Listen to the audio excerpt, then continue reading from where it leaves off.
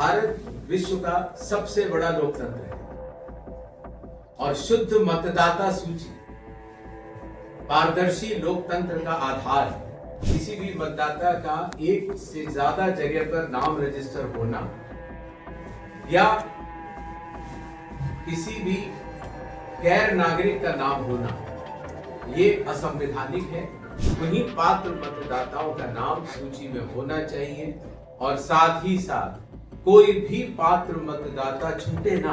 ये प्रोसेस समाप्त होने के बाद फाइनल मतदाता सूची आती और फाइनल मतदाता सूची एक बार फिर सभी राजनीतिक दलों को भी दी जाती। इससे अगर उसमें भी कोई त्रुटि रह गई हो तो अपील फाइल की जा सकती है कलेक्टर साहब के साथ। तो फाइनल सूची पर भी जब अपील का समय समाप्त हो जाता है तब माना जाता है कि मतदाता सूची शुद्धतम है। मुख्य निर्वाचन आयुक्त ज्ञानेश कुमार ने आज देवघर के तपोवन स्थित मोहनानंद +2 विद्यालय में बीएलओ संवाद कार्यक्रम को संबोधित किया। इस दौरान उन्होंने कहा कि देश भर में मतदाता सूची के गहन पुनरीक्षण की प्रक्रिया विभिन्न चरणों में चल रही है और झारखंड में इसकी औपचारिक घोषणा से पहले ही बीएलओ की तैयारियां ये दर्शाती हैं कि कोई भी पात्र नागरिक मतदाता सूची से वंचित न रहे। साथ ही उन्होंने बीएलओ का उत्साहवर्धन करते हुए कहा कि अब भारत निर्वाचन आयोग द्वारा जारी पहचान पत्र के कारण उन्हें डोर टू डोर सत्यापन में किसी प्रकार की परेशानी नहीं होती। कार्यक्रम के दौरान बीएलओ ने गहन पुनरीक्षण, मैपिंग, आयु वर्गीकरण, चेक पॉइंट, फॉर्म 6, 7 और 8 तथा महिला मतदाताओं के लिए सही मैपिंग जैसे विषयों पर जानकारी साझा की। ऐसे में बीएलओ की स्पष्ट समझ और तैयारियों से प्रभावित होकर मुख्य निर्वाचन आयुक्त ने कहा कि जल्द ही देवघर के बीएलओ को नई दिल्ली स्थित IIIDEM में प्रशिक्षण के लिए आमंत्रित किया जाएगा। इसके अलावा कार्यक्रम के बाद प्रेस वार्ता में उन्होंने कहा कि देवघर और दुमका प्रवास के दौरान यहाँ के बीएलओ से संवाद कर ये स्पष्ट हो गया कि झारखंड में गहन पुनरीक्षण कार्यक्रम को पूरी तरह पारदर्शी और सुचारू रूप से लागू किया जा सकेगा। चुनाव आयोग के प्रहरी और आधार स्तंभ बूथ लेवल ऑफिसर्स के साथ हमारा संवाद हुआ और एसआईआर के लिए उनकी तैयारियां काफी अच्छी हैं, ये जानकर काफी खुशी भी हुई। तारीखों का ऐलान अभी होना बाकी है। इन 2 दिनों के प्रवास के दौरान मुझे ये अनुभव हुआ कि झारखंड के चीफ इलेक्टोरल ऑफिसर रवि और यहाँ के जिला कलेक्टर और सभी अधिकारियों ने चुनाव की तैयारियां अर्थात मतदाता सूची शुद्ध करने की तैयारियों में कोई कोर कसर नहीं छोड़ी है और मुझे उम्मीद है कि मतदाता सूची के शुद्धिकरण का कार्य जब भी अनाउंस होगा शीघ्र और बहुत ही पारदर्शी तरीके से संपादित होगा। भारत विश्व का सबसे बड़ा लोकतंत्र है और शुद्ध मतदाता सूची पारदर्शी लोकतंत्र का आधार है और इसलिए मतदाता सूची में किसी भी दिवंगत या स्थायी रूप से प्रवास कर गए या किसी भी मतदाता का एक से ज्यादा जगह पर नाम रजिस्टर होना या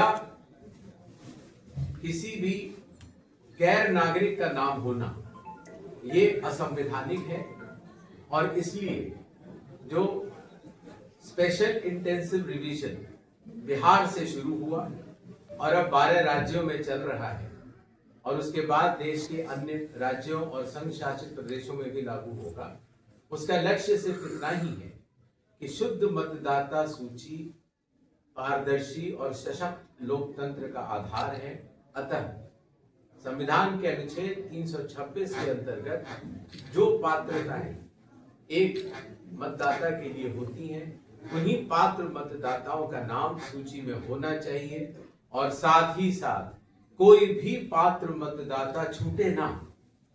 इसके लिए बीएलओस को अच्छी ट्रेनिंग दी जाए और मतदाता सूची के शुद्धिकरण का कार्य पूरा किया जाए। इन्हीं सारी बातों के साथ वैसे तो हम लोग मिलते रहे हैं लेकिन इन्हीं सारी बातों के साथ एक बार फिर जोहार, जय भारत, जय हिंद। सर झारखंड में कब होगा, अगर आपको डेट्स अगर बता सकते झारखंड में भी होगा?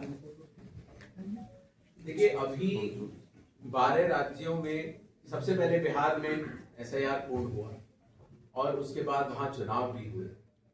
आपको ज्ञात होगा कि वहां पर जो मतदाता सूची वहां के बीएलओज ने और सहायक निर्वाचन अधिकारी और इलेक्ट्रॉनिक रजिस्ट्रेशन ऑफिसर्स, कलेक्टर्स और सीईओ ने बनाई थी, उस पर 0 अपील प्राप्त हुई। इतनी पारदर्शिता के साथ कार्य हुआ।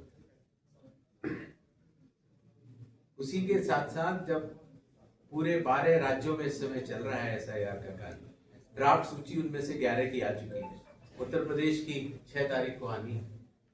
तो 12 की ड्राफ्ट सूची आने के बाद एक प्रक्रिया होती है जिसको बोलते हैं क्लेम्स एंड ऑब्जेक्शंस का पीरियड, अर्थात ड्राफ्ट सूची हर राजनीतिक दल को दी जाती है और उनसे ये निवेदन किया जाता है कि अगर इसमें कोई भी त्रुटि रह गई हो, क्योंकि जब बूथ लेवल ऑफिसर्स घर घर जाते हैं तो गलतियां हो सकती है, कुछ छूट जाए, तो 1 महीने का लगभग क्लेम्स एंड ऑब्जेक्शंस पीरियड होता है जो कि अभी चल रहा है।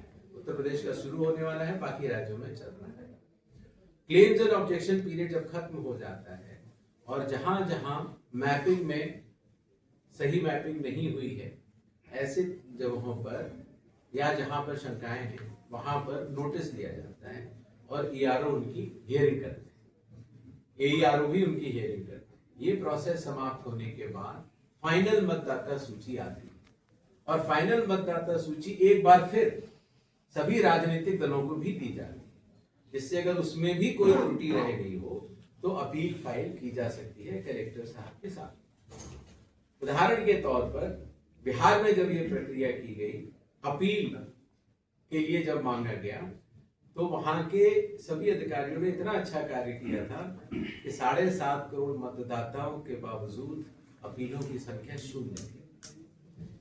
आशा है कि जब ये पूरा कार्य राजनीतिक दलों के साथ मिलकर समाप्त होता है, क्योंकि ड्राफ्ट सूची भी उनसे शेयर करते हैं, उनके वो भी बताते हैं क्लेम्स एंड ऑब्जेक्शंस कहीं त्रुटि रह जाती है, निर्वाचक भी बताते हैं, कई बार मतदाता भी बताते हैं।